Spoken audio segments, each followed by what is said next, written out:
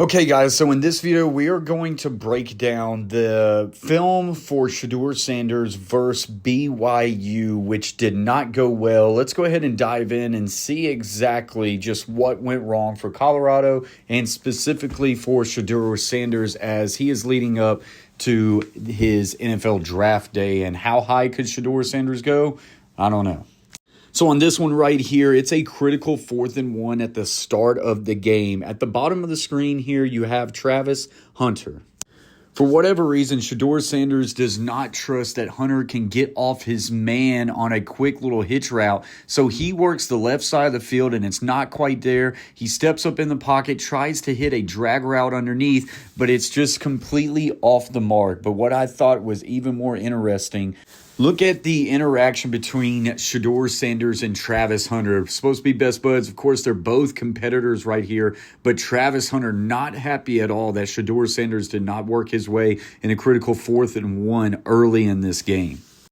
A little bit later in the next quarter, 3rd and 12. They're already down 10-0. They need a big play. Now Travis Hunter is coming underneath. Really good job stepping up in the pocket by Shedeur Sanders. He still does find Travis Hunter very late in this play, but it actually works out because he throws this ball late and behind. Travis Hunter is able to stop on a dime, catch this football, and then work this track all the way back for a massive gain. And now when I watch this play, I think more highly of someone like a Travis Hunter than probably I do for Shedeur Sanders. Shedeur didn't really quite get through his progression right there, but he's probably trying to push the ball down the field on a critical 3rd and 12 rather than hit it short. But if he would have hit Travis Hunter earlier, Travis Hunter would have had an easier time picking up that first down. So just a few plays after Travis Hunter is able to get them down to the field right here. Critical 3rd and 3 inside the 10-yard line. Remember, they're down 10-0. A score right here just settles all the nerves or at least a field goal. They motion in Travis Hunter. They're going with a spacing route right here. This point man's going to run it like an inside slant. Travis Hunter looks to be that he's going to press this vertical and either sit it down or kind of have an in-breaking curl route while the third receiver in the bunch is running a quick little flat route. It's hard to tell from this camera angle if anybody comes open. It looks like Travis Hunter has the best chance to come open in this play. So while I can't see exactly if Travis Hunter is able to break through this defender right here, what is really bad in this scenario is Shedeur just doesn't take the sack and, settle for the field goal. As he's fighting through contact, he continues to work all the way back and eventually takes a sack at the 32-yard line, taking a loss of 25 yards plus. In the ensuing play, they miss the field goal. This is simply something that cannot have happened. And one of the biggest negatives on Shedeur Sanders right now is that he holds the ball way too long and he takes too many unnecessary sacks. Taking a sack in that scenario is not terrible, but you got to take the sack. You can't push back 25 yards.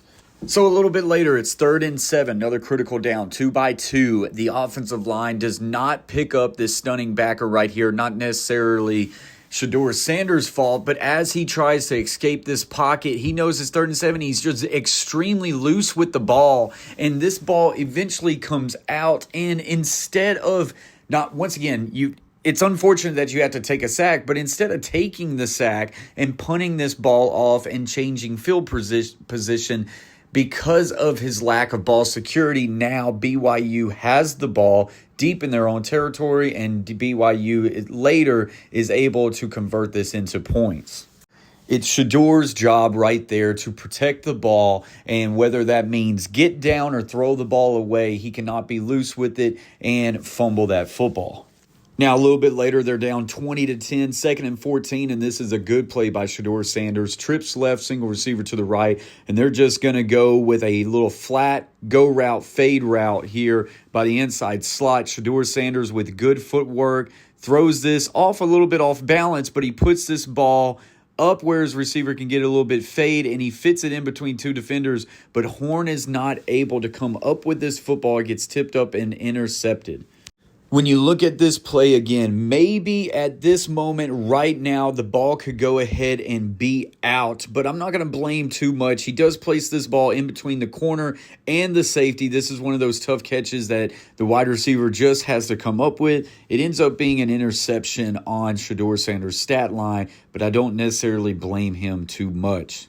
Now, real quick, guys, if you're enjoying this content and this film breakdown and you haven't yet subscribed, hit that subscribe button, join this community. We do a lot of film breakdowns, and right now we're trying to hit on multiple draft prospects. If there's one you would like for us to break down, let us know, and we'll try to get to it. So you can see where this game's going. It's 27-0, another 3rd and 6. Colorado has to get something going halfway through the third. Shedeur Sanders right now, feeling pressure, escapes the pocket to the right, extends this play, and now as the defender is tackling him down to the ground, he is able to place this ball over top of defender, find his best receiver in Travis Hunter, and this was a really good job of Shedeur Sanders being able to extend this play, get outside the pocket. He's got Travis Hunter coming over on a drag route. He places his ball up and over a defender where his guy can get it. Like I say, really good job extending this play, but not rushing it, being patient enough for Travis Hunter to get into that open field, throw it just over that defender as Shedeur was being tackled, and then Travis Hunter is able to do the rest. Now, we got to do another video on Travis Hunter later. I think Travis Hunter is the real deal, and I don't think he gets talked enough about his ability at wide receiver, but that was a good play by Shedeur. Now, unfortunately, back to some more negative. 33-7, 2nd and 7. Shedeur takes the snap, 2-by-2 set. This is a clean pocket as of right now. Now they start to get interior pressure. I don't like where Shedeur Sanders is right now. He looks like a running back. He's got his feet balanced even. There is no lead foot up to where he can either escape the pocket right or left. That puts him a little bit off balance. And he now starts to avoid this pressure going backwards. He now throws this ball off his back foot while getting hit, and he just forces a very poor throw with where a defender is able to undertake this ball and throws an interception. Ended up being a flag on the play. It was holding on the offense. So this, yet once again, is a critical turnover deep in their own territory. The last thing you want to do is to retreat going backwards, and Shedeur Sanders did this way too many times in this game. And then if it's one thing and you're trying to throw it out of bounds, that's one thing, but this was not an attempt to throw out of bounds. He was trying to hit Horn on the sidelines. BYU's able to track it. That's a long ways for that ball to get there. It's just a bad decision by Shedeur Sanders, and one that he cannot make at the next level. So we will end on a positive note right here. You get Twins to the right. It's a too-high safety shell. They actually show a zone coverage right here. This game's over, but Shedeur is able to identify that it's a cover 2 zone. He's got a little seam post route right here. Good at standing inside the pocket. Rips this ball in between both those two safeties, on the right time and the right path to where his receiver can go up and make this catch. That is a well-timed and a well-placed football. That can be what translates to the NFL.